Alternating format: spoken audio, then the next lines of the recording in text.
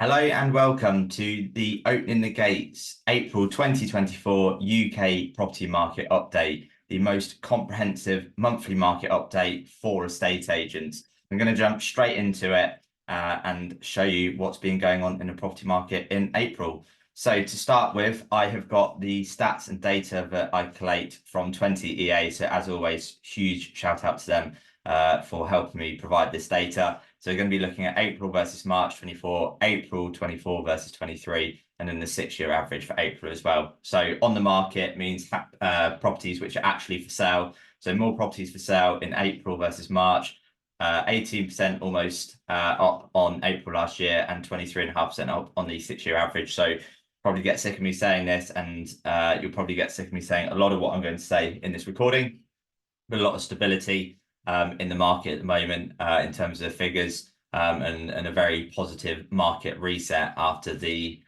turmoil of sort of 2023. So more choice for buyers with more properties for sale, and sellers just need to bear in mind more choice for buyers with lower budgets means that they need to price aggressively to get themselves sold. But yeah, more properties for sale, very positive news there. New listings slightly down on March.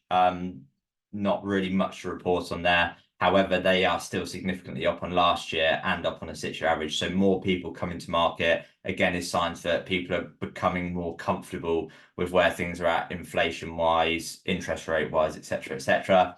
And that can also be seen in the sales being agreed as well. So sales agreed up on last month, considerably up on last year's April, and the 6-year average for April as well. So more properties for sale, more listings, more sales being agreed shows that definitely people are coming back to the market. So there's really, really positive sentiment there. However, price changes, there's two ways of looking at this.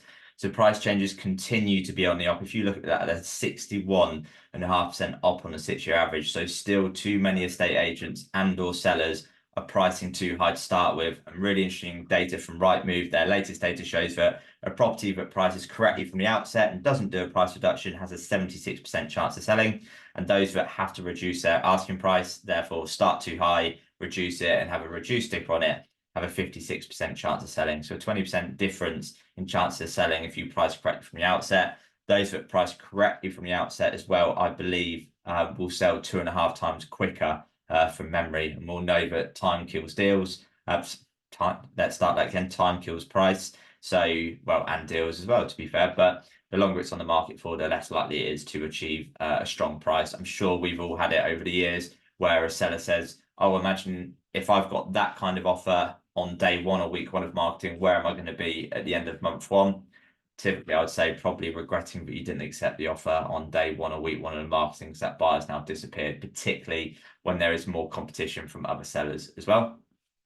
However, a positive way of looking at it is price changes on the up means that sellers are adjusting to the market, as are estate agents, which is perhaps where more sales will come in as well, because people are realigning to the right price in the market.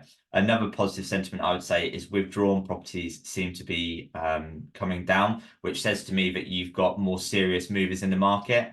So perhaps they are adjusting their prices, they're staying on the market, whereas perhaps in years gone by, in a rising market, you had aspirational sellers wanting to achieve phenomenal prices. If they didn't, after reducing, they'd then just take it off the market. So it does appear to me that we've got serious sellers in the market. So serious buyers, serious sellers, which again, I think is a really positive place to be.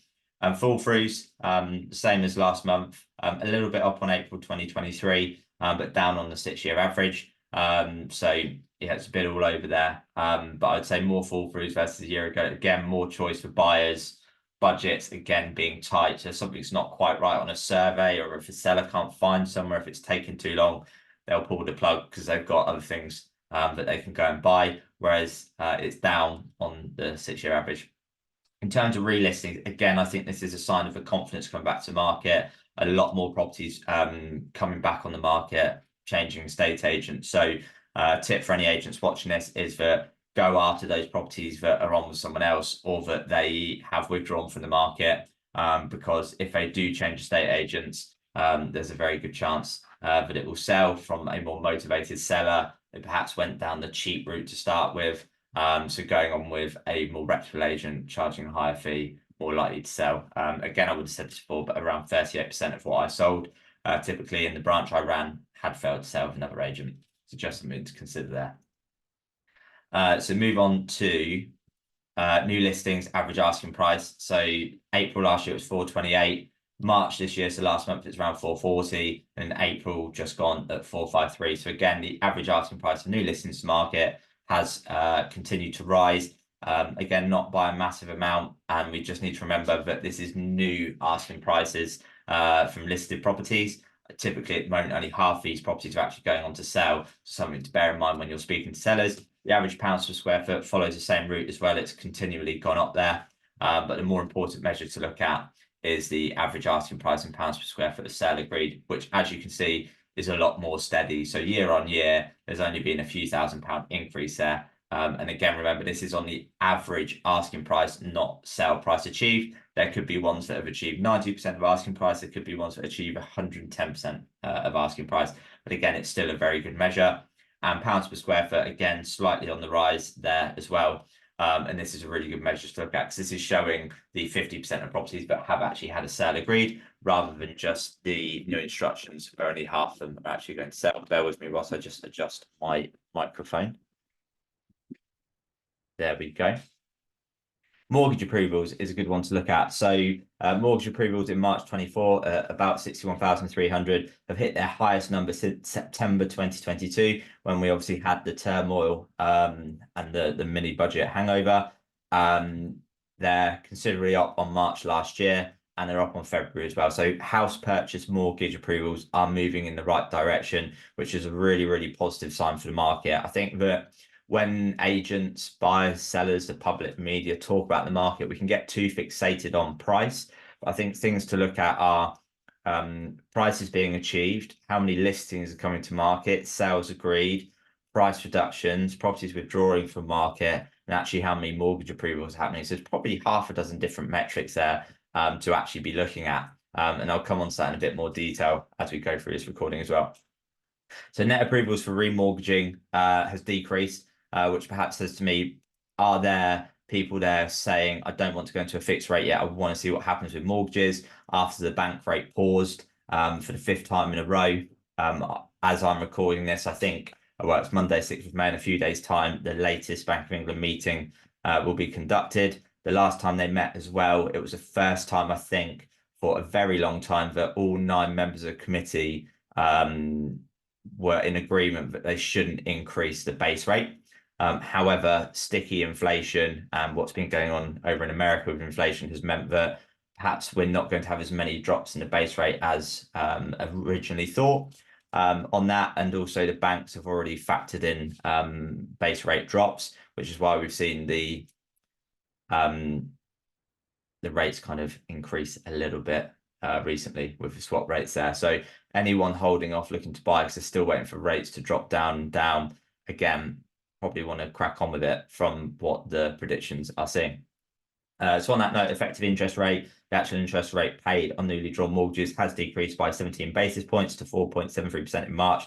But as I said, that seems to have plateaued now, and you'll see that through some of the reports that I go through here as well. And then provisional seasonally adjusted estimate of number of UK residential transactions in March 24 was 84,200, 6% lower than March 23 and 1% higher than February 24. Again, the land registry transactions, there's going to be a lag there. They come through at different phases. There's not as many numbers coming through because land registry are automating that process at the moment.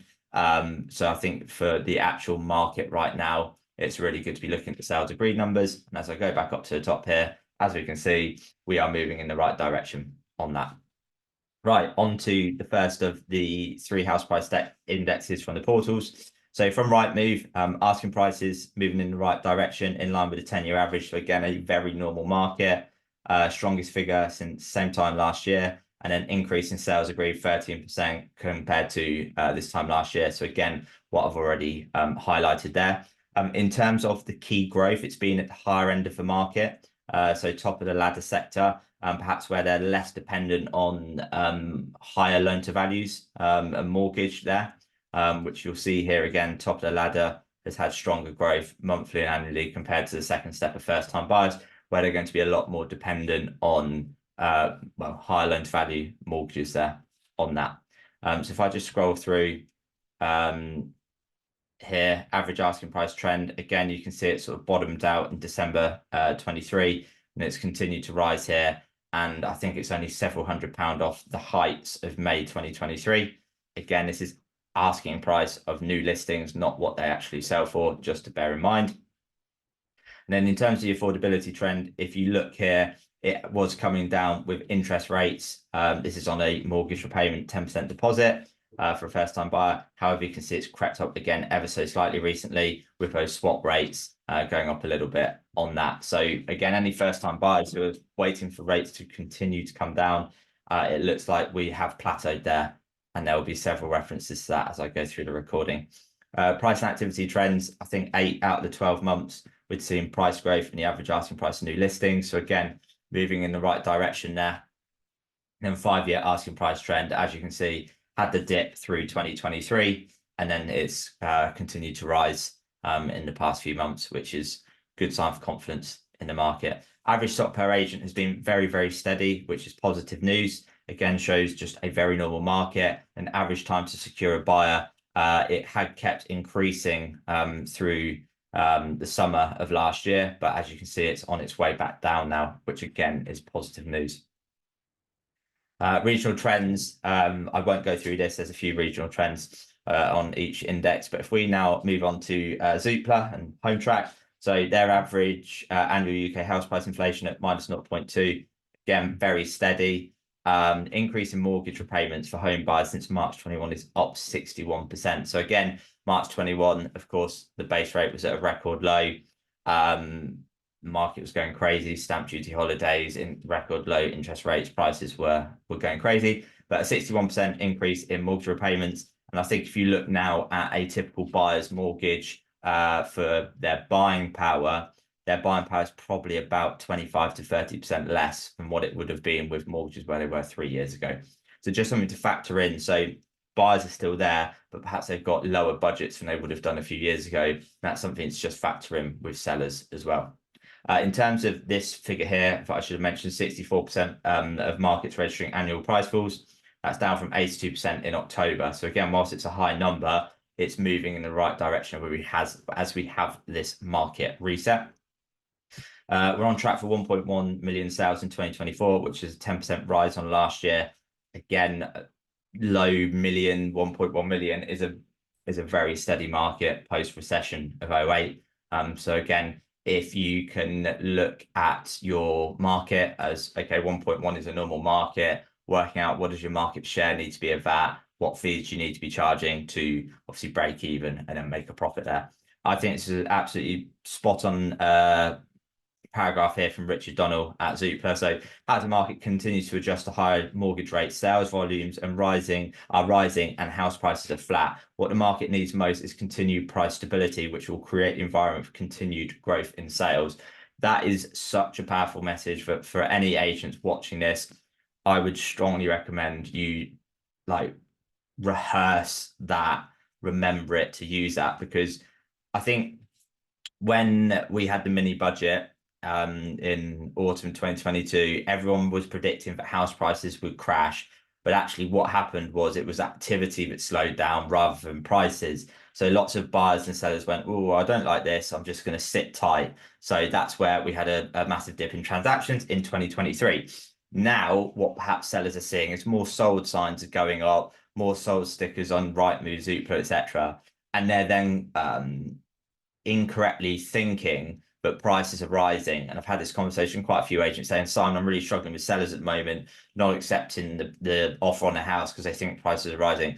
This is great information and data to show it's not prices are rising, it's buyers coming back to the market, and that gives the stability there. So as you can see here, buyer demand is up, sales agreed up, more choice with new listings, and yeah, there's more property for sale. Now, because there's more property for sale, that is going to stabilize prices along with the higher interest rates as well. So year-on-year growth of mortgage approvals, I think this is, for February 24. The data I've just shared earlier on is for March's data. When I share these reports, they're all going to be slightly different months depending on when they come out. But as you can see, mortgage approvals here from their chart moving in the right direction, which is again something that you certainly should be sharing with your marketplace, just like house price inflation being broadly flat. This is what I was talking about earlier. Mortgage rates remain 2 times higher than recent past. So again, you'll be bored of me saying this, but if you look at the long-term average over the past 300 odd years, the Bank of England base rate has averaged just under 6%. It's currently at 5.25%. So actually, in the grand scheme of things, mortgages are actually pretty normal right now. But compared to the market of the last dozen years before rates started rising, it will feel a lot more expensive. So mortgage rates are 2 times higher than recent past. So yeah, 61% more expensive. And your buying power is about 25-30% down. So again, it's not that the buyers are not there, they've just got to be a lot tighter with their purse strings. So sellers, what you got to be saying to them is you have got to price aggressively, price competitively, so that I love the saying of, are you on the market or are you in the market? Or again, are you on top of the market or are you in the market? Very kind of Tom Panos Australian-esque sort of quotes there. But there's lots of sellers there that are perhaps on at, let's say, 520, and they're helping the houses at 500 sell because they're making those other houses look better value for money there. So if you zoom down here, again, this is a point I wanted to make. So in terms of higher mortgage rates hitting particularly Southern England, 33% of home movers would consider moving outside of their area to find another property. So again, there's definitely buyers out there wanting to move. It's just looking at their budget, the area. So this isn't a market where stick it on Rightmove, you'll get loads of inquiries come in. Go and speak to your database, go and put thought-provoking content out on social media, use direct mail, put out video content to try and share with people about moving home, because they don't know what they don't know. So if you can inform and educate them of what's actually going on in the market, you've got a lot more opportunity of doing deals and helping people move home. I think that covers off. There's a bit here on stamp duty, but I'm not going to go over. And then on the market sentiment index. So if I scroll down on this, the main bit I want to talk about is, well, this one here, again, it's asking prices, but if you look March 24 versus February 24 and then March 23, again, very steady. Looking at Rightmove, Zoopla on the market, they're all showing a lot of steadiness there in pricing, but they're all kind of showing that demand and supply is coming back to the market, not massive price rises. So just something, again, to remember when you're speaking to sellers. In terms of the time it's taken to agree sales, again, I probably would have said this before, but in March 24, 45% of homes that had first listed and sold subject to contract within 30 days. So bit of role play here. Mr. and Mrs. Seller, would you want to be in the 45% of sellers that sell their property in the first month of marketing, meaning you're going to more than likely get the highest price for your home? Yes, I would like to be in that 45%, Simon. Great. Here are the 3 strategies to make sure we get you sold in that first month for the very best price and put you in the best position to find the house that you want to buy. Now, the flip side to that is, do you want to be in the 55% that take longer than a month to sell? So more cleaning up, more viewings, more uncertainty, less chance of selling, more chance that you're going to have to reduce the price, more chance that someone's going to negotiate with you, more chance you might miss out on property. So again, use that data to your advantage. It's not data for data's sake. It's actually leveraging that data, creating a story and helping them imagine. In terms of the content and dialogue, I've, again, probably said it before, but exactly what to say for real estate agents. Please go and read that book if you haven't, because you can use this data, turn it into stories. Very, very powerful. And then the other interesting thing, which actually was back up here we go.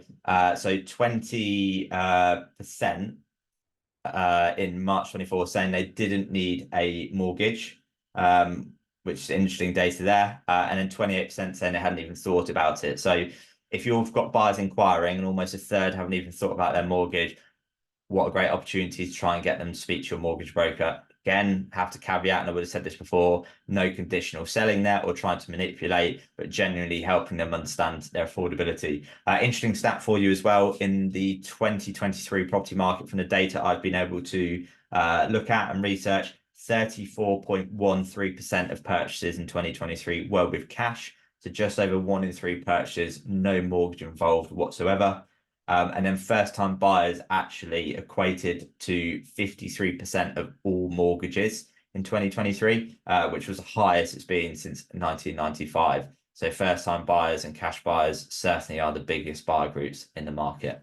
Right, onto the UK House Price Index from gov.uk. So average UK property price as of February is 281,000. Again, this is mortgage data, this is cash data, but arguably if something got sale went completed in February, that probably got sale agreed in October. So you're looking at kind of entering Q4 there for the pricing. 0.2% down annually, but up 0.4% monthly. So again, pretty steady information there. And then in terms of this data, good little map there again to use. There's so many different mapping tools out there, whether it's on this website, Bricks and Logic, which I'll go through shortly, home.co.uk, eServe. There's loads of great maps. I think it's really good visuals to show your market what's going on as well. You can also localize the data. So if you want any localized data from what I've chatted about in this UK property market update, please do feel free to reach out to me. The other thing to consider as well is, I would have said it before, but first-time buyers are more prominent in the market. Again, their average property price it paid is lower than a former owner-occupier. And it's the same for cash as well. There's a considerable amount of cash buyers in the market. Their purchase price is lower than mortgage as well. So the two biggest buyer groups in the market have an average price which is lower because they tend to operate at the lower end of the market. That's going to impact property prices as well. When you have lower interest rate and rising markets, there's going to be more aspirational movers and former owner occupiers who are going up the ladder. So bigger mortgages, purchasing pricier properties, that's where that price growth is going to come in as well. So just thought I would share that. Right, onto the lenders. So Nationwide and Halifax. Some very interesting data in here. So first-time buyer sort of data showing why they're perhaps considering not buying at the moment and what they would consider doing to try and find somewhere. So move to a different area, smaller property, maybe look at a property that needs work doing to it, fewer bedrooms, or buy a flat rather than a house. So definitely first-time buyers wanting to enter market as rents continue to rise. If they've got that deposit, they will do it. Again, they're perhaps just having to realize that they've got to compromise on certain things there. And if we look down here, April 24, average price at about 262,000, really no different to where it was a year ago, and the year before that, a little bit down. So again, a very steady, stable market, which has shown that interest rates being at 4.5%, 5% have actually shown that it's a flat market and it's not stopping people from wanting to buy and sell. It's just perhaps not allowing massive price growth when obviously rates were below 2% there. Onto Halifax, much the same, just a very steady market there. But you can see from this, and what I will go down to is their data here. So again, March 23 to March 24, 288,000. It really is no different. Yeah, I've always said this before, but really, you've got, if house prices are high, it's because interest rates are low. If interest rates are high, it means house prices are lower. You're always going to be paying one way or another, whether you're paying more money in your interest rate in a mortgage or you're paying more money because the house price is higher. Again, you think in a stamp duty holiday, you might be saving £5,000-10,000 on stamp duty, but you're paying that for the growth of the house price in the one that you're buying. People want to like time the market. We say it's not timing the market, it's time in the market. I think right now, stability is a really strong place to be rather than going, oh, am I going to sell at a low price and buy at a high? It's just pretty stable, which again is a positive thing. So on to eServe. So now you look at mortgage cash data. I'm a real big fan of the eServe data. It's very up to date and it's showing you like mortgage and cash data rather than just so if we just go back, portals are showing you asking price data typically. You've got Halifax and Nationwide, which is showing them mortgage data only, so no cash there. The UK house price index from the government is showing you land reg, which is several months out of date. E-service showing cash and mortgage, and it's very up to date as well. So I'm not going to go through every single page here, but you can see that they're showing that prices are a little bit more down versus what the portals are saying and what the Nationwide and Halifax are saying on that. So that's again something to be sharing with sellers who are perhaps being a little bit too optimistic on their pricing. And I think there's one or two other bits I wanted to go through. Yes, a regional heat map. Again, I just said 2 minutes ago, these heat maps are really good to share, and it will show you how it's differing up and down the country. And I can't remember. Oh yeah, there was one other thing I wanted to share here. Proportion of sales by property type 2020 to 2023. So actually a pretty steady there between detached, semi-terrace, and flats being lower. And then if you go down, I've gone past it now. So there's actually been an increase in flats this year. Again, makes sense. First time buyers buying flats rather than houses. Terrace, again, going to be appealing to the first time buyer category. And the semis detached, where it's got the more aspirational movers, arguably, but perhaps not performing as well on the transaction side of things. So actually, it's any price growth has been perhaps seen more at the lower end of the market, in that where the supply is lower, demand is higher, for example. So that is ESA. I won't spend too much time on this one, but shout out to the guys at Landmark. You can get this data online. If I just zoom in on it, it says showing transaction pipeline in terms of listing volume, sold subject to contract, searches ordered, and then completion. So kind of showing that whole process from start to finish. So obviously it needs to list, it needs to sell, it has searches applied for, it then has completion, and that's arguably a 6 to 9 month journey, perhaps that goes on. So yeah, just something that I would recommend you take a look at there as well. Onto the RICS market update for March. So sales expectations improve slightly. New buyer inquiries rise, and then house price indicator moves into neutral territory. So again, very boring in saying it, but a very stable market. If we just look at this very quickly, so past 3 months, net prices on the up, new inquiries past month, you can see they've kind of plateaued there. So again, with rates plateauing, house prices being stable, perhaps there's people there waiting for a rate drop to happen. New instructions again have steadied in the past month. Sales market chart, again, you can see we had really good rise, but and then it's dipped a little bit. Pricing expectations dipping a little bit. Same there as well. And then surveyors showing, as you can see, a little dip there, a little dip there, a little dip there. So a point I'm making is that we've had some really good reset and adjustment in the market, buyers, sellers return to market, pricing being pretty resilient. But it gets to a point where our sellers perhaps wanting a bit too much, our buyers now going, hang on a minute, we're just waiting for rate drops, where there's a bit of a standoff there. So it's a really important time for estate agents to make sure that you're managing those expectations of both sides. So on to Property Mark. So this is from February, so I think that was the latest one I could get. It might be a little bit out of date, but market appraisal static, new properties coming to market on the up, slight drop in number of buyers being registered.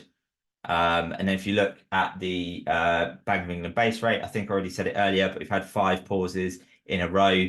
It started rising in February 22 when it went from 0.1 to 0.5. And then it wasn't until August 2023 when rates stopped rising. And we've had our 5 pauses. So yeah, just remember that that the rates didn't stop rising until August 2023, which, you know, that's still a lot of people sitting on their hands, which is why we're perhaps seeing a return to the market right now, because it's been the last, what's that, 6 to 9 months that rates have paused. Inflation, again, the lowest it's been since September 2021. I think it's at 3.2% now. Again, lowest since September 2021. I don't think enough of that is being talked about. The target was 2%. The average over the last few hundred years is 5.5% off the top of my head. So moving in the right direction there with inflation. Let's just scroll through some of these. So again, prospective buyer registrations on the rise, but then they've stalled. Again, that mismatch between buyer and seller expectations. So really important time for estate agents on that. Viewing numbers have plateaued. So again, a lot of hard work to be done this spring for estate agents. It's a really pivotal time, I think, of the year as well, because really this quarter that we're in, April, May, June now, it's going to be crucial for how your year pans out, because the summer we've got the Euros, we have got the Olympics, and an election needs to be called by January 2025. I think there are some rumours that it's probably going to be the second week in November. So it is going to be perhaps a shortened year as well. However, we know from recent years with COVID, Winter World Cup, various other things, for estate agents will work incredibly hard and come out the other side. So it's not going to be easy, but it's definitely a market to be had there. Mortgage advances have decreased, which again is a positive sign. We obviously had two spikes in the mortgage market in the past couple of years. And then affordability difficulties continue to trend upwards. That's partly to do with house price rises and obviously interest rates being higher than what they were a few years ago as well. New supply continues to increase, stock levels have increased, which again is why sellers need to understand that more choice for sellers equals lower price for buyers. They've got more negotiating power. They've got to be very competitive on their price, choose the right agent, get the right marketing, pay a professional fee to get all of that as well. Market appraisal volumes are static. So if market appraisal volumes are static, again, is that people sitting on their hands going, what's going to happen with prices, interest rates? If the phone's not ringing, make it ring through contacting your database, whether that's on the phone, email, and then if you haven't got the largest database, doing a lot of work on social media and sending out direct mail as well. Again, if anyone wants to discuss any of those strategies, please do feel free to reach out to me. Number of sales has increased. Again, unsurprisingly, more listings equals more chances of sales happening. And then if I go down here, conveyancing period. Now, if you look at this chart, if I'm not mistaken, around 70% of transactions are taking 3 months or more. So again, factoring in from a cash flow forecast point of view, if it's taking on average a couple of months to agree a sale, it's then taking at least 3 months for something to go through. If you're listing something today, you know you're not going to get paid on it for 6 months.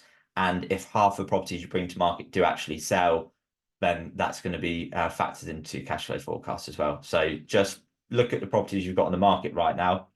Let's say, I don't know, you've listed in the month of April £100,000 worth of fees, and you know that you're only going to actually complete on half of those, so 50 grand, and that 50 grand worth of fees you're going to see in 6 months' time from April. So it's just something good to factor in when it comes to your marketing spend.